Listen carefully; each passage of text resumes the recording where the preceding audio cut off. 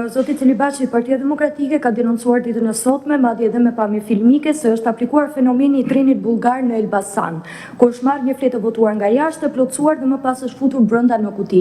A keni ju dijeni për këtë çfarë ka ndodhur dhe a do të ketë një hetim? Faleminderit.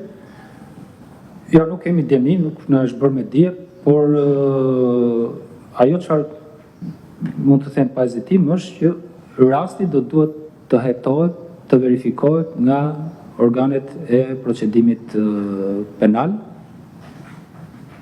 Duhet, patjetër, për t'i dhënë përgjigje shqetësimit të paraqitur publikisht.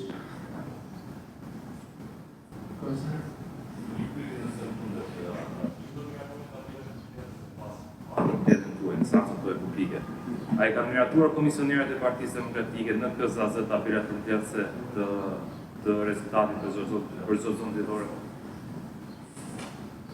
Nuk di ta them për çdo zonë zgjedhore, por për votime brenda vendit, në djenim time nuk ka kontest për përmbajtjen e tabelave të rezultateve. Nuk e di të them për të gjitha rastet 100%, por ne sa herë që kemi një shqyrtim, një miratim të tabelës përmbledhëse, e kemi në atë moment informacion në lidhje me miratimin apo jo të këtyre tabelave nga anëtarët e KZAZ-ve përkatëse. Nuk di të them, nuk na rezulton që të ketë kontest.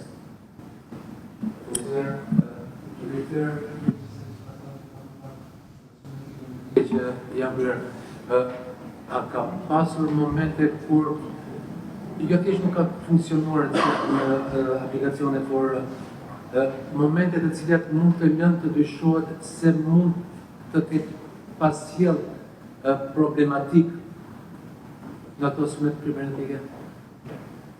Ja kemi dalë, falë edhe atyre më së shumti që kam bashkëpunuar me Komisionin Qendror të Zgjedhjeve që të kemi zero implikim në sistemet tona. Zero. Ja kemi dalë që ti kemi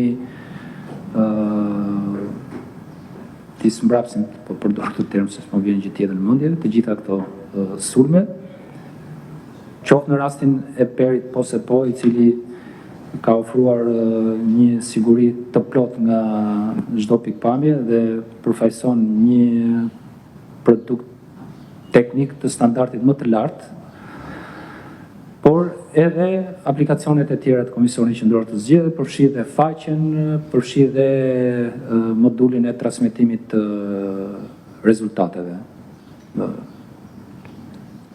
Besoj janë të gjithë dëshmitar që informacioni ka qenë i pandërprer, nuk ka patur raste të rënjes së faqes apo të aplikacioneve të tjera që përdor Komisioni Qendror i Zgjedhjeve.